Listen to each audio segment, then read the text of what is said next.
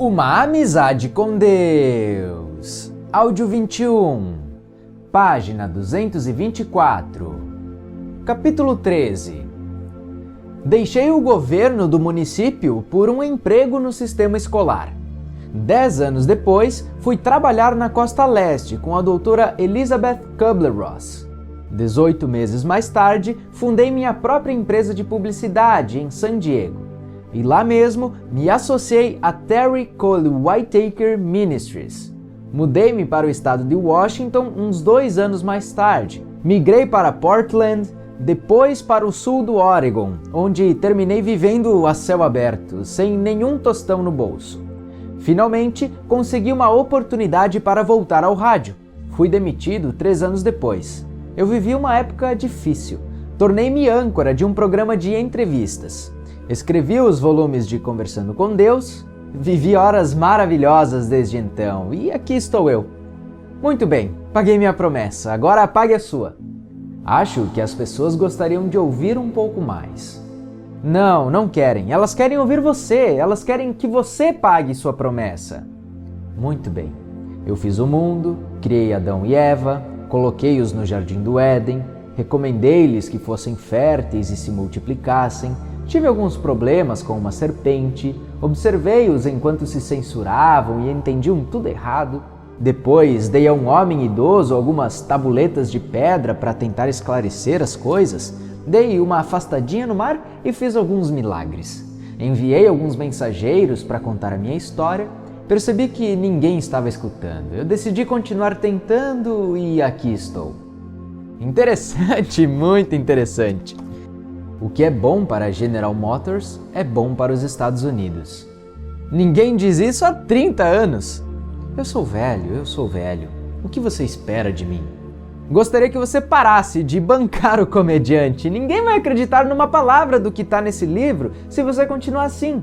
Olhe só, o roto falando do esfarrapado. Bem, acho que estamos perdendo o rumo. Podemos voltar ao livro? Se você insiste. Eu gostaria de conhecer as 5 atitudes de Deus. Nenhuma delas era cômica. Talvez devesse ter sido. Você quer parar? Não, eu estou falando sério. As pessoas têm essa ideia de que Deus nunca está bem-humorado, não ri e que todo mundo tem de ter uma atitude de grande reverência em relação ao divino.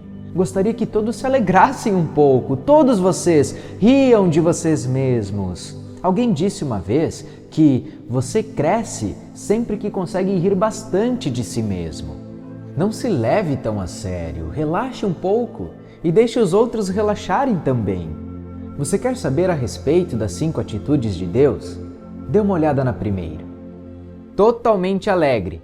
Essa é a primeira atitude. Você reparou? Coloquei esta em primeiro lugar. O que quer dizer com isso? Quero dizer que ela vem antes de qualquer outra. É ela que torna possível qualquer coisa. Sem alegria não há nada. Estou dizendo que, a menos que coloque um pouco de humor na sua vida, ela não fará nenhum sentido. Estou dizendo que rir é o melhor remédio. Estou dizendo que a alegria é boa para a alma. Eu vou mais longe. A alegria é a alma. A alma é aquilo que você chama de alegria, alegria pura, alegria infinita, alegria inalterada, ilimitada, irrestrita. Esta é a natureza da alma. O sorriso é uma janela para a alma. O riso é a porta. Nossa mesmo. Por que a alma está tão feliz? As pessoas a quem pertencem essas almas não estão felizes assim. O que está acontecendo então? Grande pergunta. Se as almas estão alegres assim, por que vocês não estão? É uma pergunta simplesmente maravilhosa. A resposta se encontra em sua mente. Você deve ter o desejo de estar alegre se quiser liberar a alegria que reside em seu coração. Pensei que a alegria estivesse na alma. O coração é o corredor entre a alma e a mente. A alegria da alma deve passar pelo coração. Do contrário, não chegará sequer a entrar em sua mente. Os sentimentos são a linguagem da alma. Eles se apoiam no coração se a sua mente está fechada. É por isso que, quando você está se sentindo muito triste, você diz que seu coração está partido. E é por isso que, quando você está se sentindo muito feliz, você diz que seu coração está saltando no peito. Abra a mente. Permita que os seus sentimentos se expressem, que sejam postos para fora. E seu coração não se partirá, nem saltará do peito, mas será um canal que deixará fluir livremente a energia da vida em sua alma. Mas se a alma é alegria, como pode alguma vez ser triste? A alegria é a vida se expressando. O livre fluxo de energia é aquilo que você chama de alegria. A essência da vida é a unidade, a identidade com tudo que é. É isso que a vida é, a identidade se expressando. O sentimento de unidade é o sentimento que você chama de amor. Por isso se diz que a essência da vida é o amor. A alegria, então, é o amor se expressando livremente. Sempre que a expressão livre e ilimitada da vida e do amor, ou seja, a experiência da identidade e da unidade com todas as coisas e com todo o ser sensível é proibida ou limitada por alguma circunstância ou situação, a alma, que é a própria alegria, não se expressa totalmente. A alegria que não se expressa totalmente é o sentimento que você chama de tristeza. Estou confuso. Como pode uma coisa ser uma coisa se é outra? Como pode uma coisa ser fria se sua essência é ser quente? Como pode a alma ser triste se sua essência é a alegria? Você interpretou mal a natureza do universo. Você ainda vê as coisas separadas. O quente e o frio não são separados um do outro. Não existe nada no universo que seja separado de qualquer outra coisa. O quente e o frio são, portanto, a mesma coisa em grau variado. Assim são também a tristeza e a alegria. Que percepção incrível! Eu nunca pensei nisso assim. Tristeza e alegria são apenas dois nomes. São palavras usadas para descrever diferentes níveis da mesma energia. São expressões diferentes da força universal. E é por isso que esses dois sentimentos podem ser experimentados ao mesmo tempo. Você consegue perceber isso? Sim, eu já senti tristeza e alegria ao mesmo tempo. Claro que sentiu. Isso é muito comum.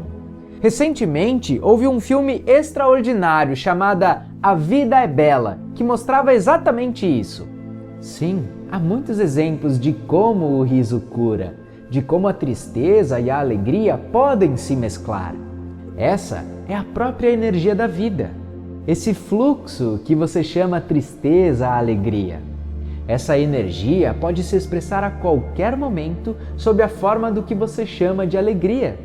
Isso porque a energia da vida pode ser controlada. Assim como é possível girar um termostato de frio a quente, é possível acelerar a vibração da energia da vida, da tristeza para a alegria. E eu lhe digo, se você carrega a alegria em seu coração, será capaz de curar qualquer momento. Como é possível carregar alegria no coração? Como fazê-la chegar se ela não está lá? Ela está lá. Algumas pessoas não têm essa experiência. Elas não conhecem o segredo da alegria. Qual é o segredo? Não se pode sentir alegria até que ela seja liberada. Como é possível liberá-la se você não a sente? Ajude o outro a senti-la. Libere a alegria que está dentro de outra pessoa e ela estará liberando a alegria que está dentro de você. Algumas pessoas não sabem como fazer isso. Essa declaração é tão ampla que elas não conseguem interpretá-la. Isso pode ser feito com algo simples, como um sorriso, ou um cumprimento, ou um olhar amoroso, e pode ser concretizado com alguma coisa sofisticada, como fazer amor. Com esses mecanismos, e com muitos mais, você pode liberar a alegria no outro. Como uma canção, uma dança, um traço de pincel, a moldagem do barro ou a rima das palavras, com o segurar das mãos, o encontro das mentes ou a associação de almas, com a criação mútua de algo bom, belo e útil. Com todos esses mecanismos e com muitos mais, você pode liberar a alegria no outro, partilhando um sentimento, dizendo a verdade, dando fim ao ódio e abstendo-se de julgar, com disposição para ouvir e vontade de falar, com a decisão de perdoar e a determinação de liberar, com o compromisso de dar e a graça de receber. Eu lhe digo que há 1000 maneiras de liberar a alegria no coração do outro. Não, 1000 vezes 1000. E no momento em que você decidir fazê-lo, saberá como. Você está certo. Eu sei que você está certo. Pode ser feito até com alguém no leito de morte. Eu mandei uma grande mestra para lhe mostrar isso. Sim, a doutora Elizabeth Kubler-Ross.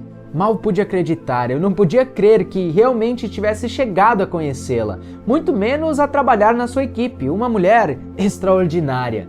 Eu tinha deixado o governo do município de Anne Arundel antes do início dos problemas de Alton para assumir um emprego no sistema escolar lá mesmo. O antigo assessor de imprensa tinha se aposentado e eu me candidatei ao cargo.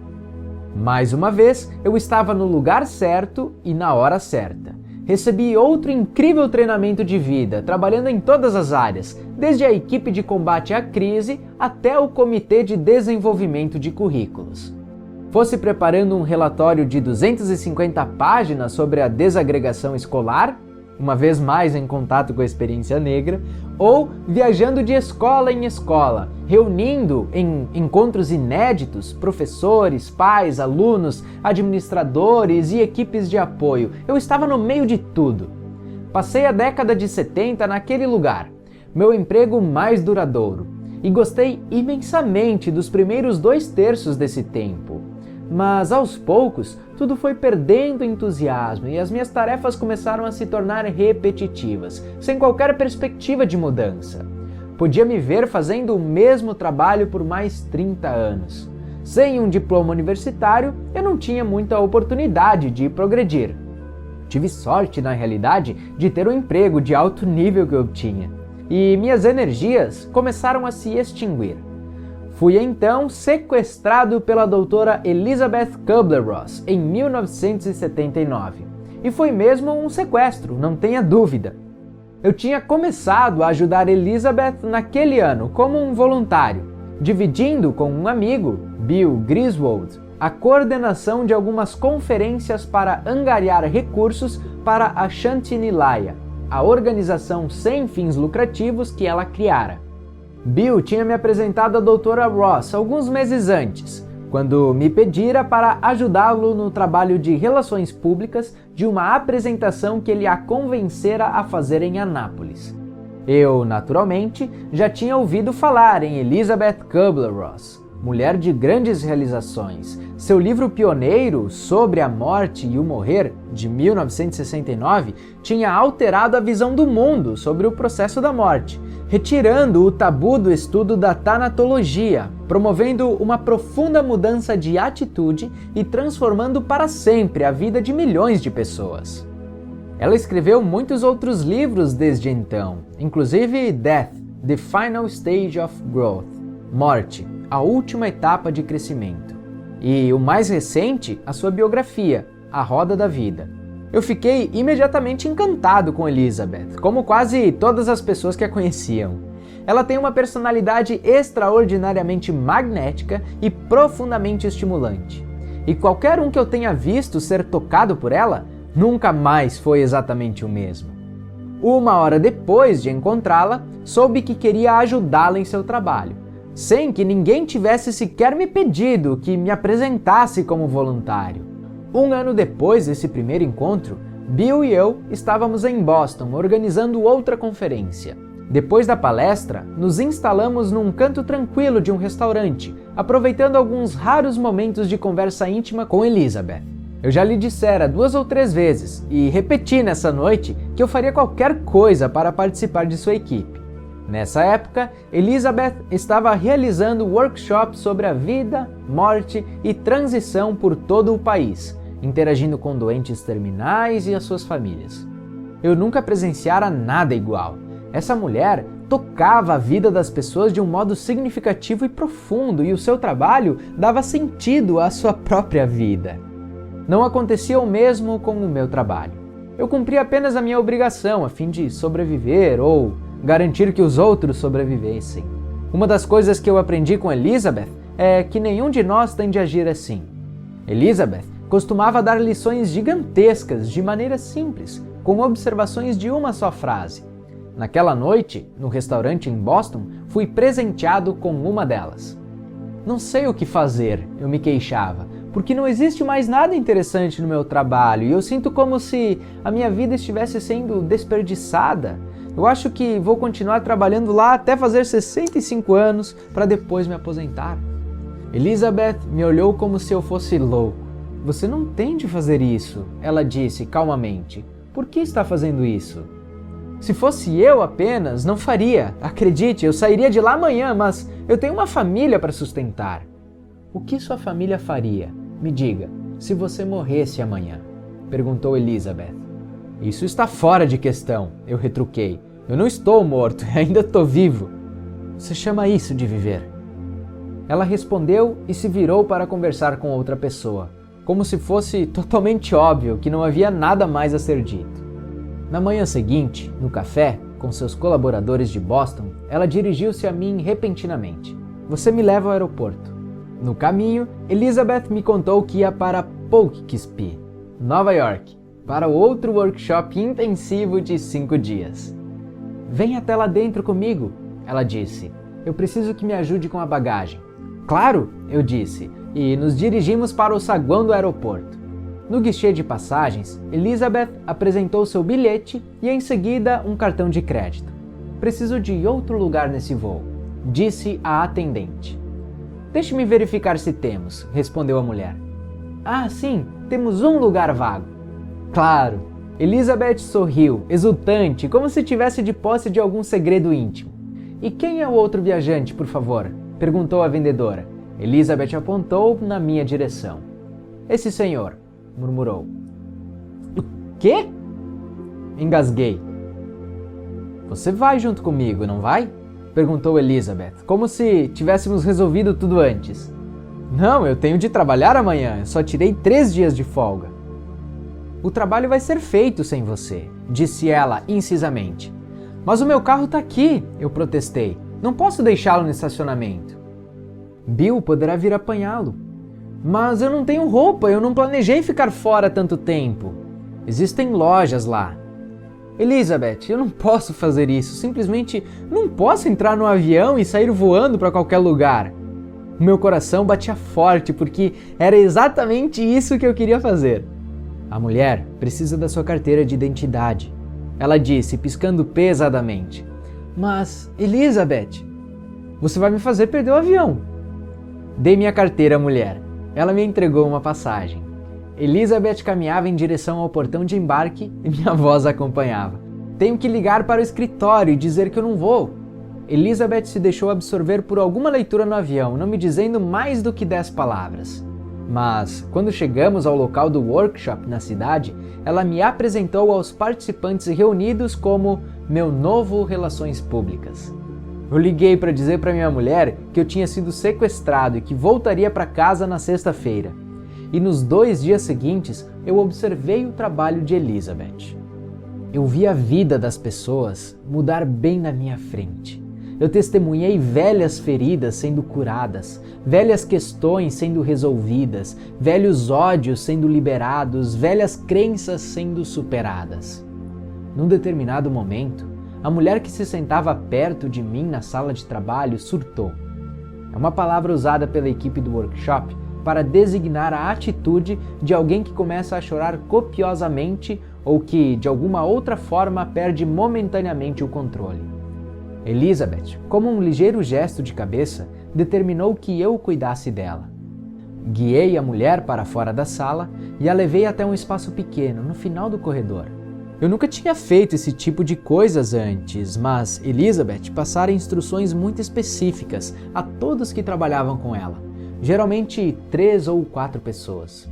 Uma coisa era muito clara para ela: não tente remediar. Ela dizia: apenas ouça. Se precisar de ajuda, me chame, mas ficar perto e ouvir é quase sempre suficiente. Ela estava certa.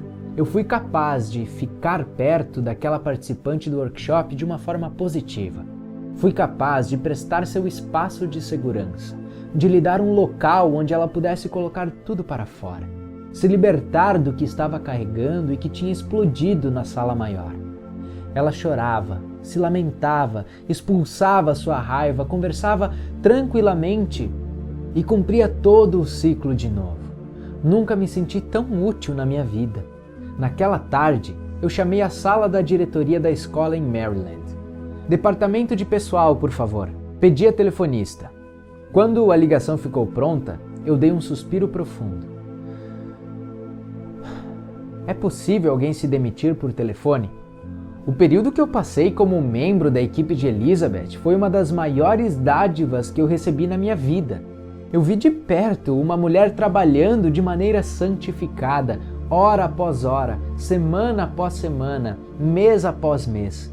Fiquei ao lado dela em salões de conferência, em workshops e ao lado da cama de pessoas agonizantes. Eu a vi com idosos e crianças. Eu a observei com os amedrontados e os corajosos, os alegres e os tristes, os extrovertidos e os introvertidos, os furiosos e os mansos. Convivi com uma mestra. Eu a vi curar as feridas mais profundas que podem ser infligidas à psique humana.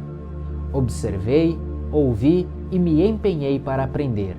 E cheguei realmente a entender que o que você disse é a verdade. Há 1000 maneiras de liberar a alegria no coração do outro. E, no momento em que você decidir fazê-lo, saberá como. E pode ser feito até no leito de morte de alguém. Muito obrigado pelo ensinamento e pela grande mestra.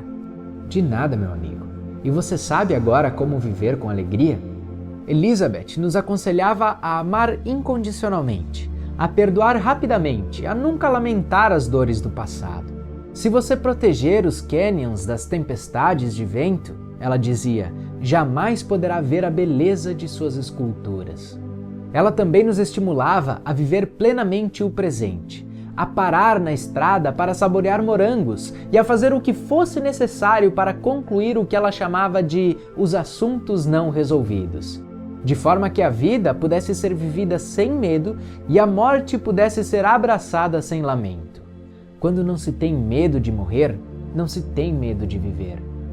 E naturalmente, sua mensagem maior era: a morte não existe. É muito para se receber de uma pessoa. Elizabeth tem muito para dar. Vá, então, e viva essas verdades e aquelas que eu lhe trouxe de outras fontes, para que você possa espalhar a alegria na alma, senti-la no coração e conhecê-la na mente. Deus é a vida e sua vibração maior, que é a própria alegria.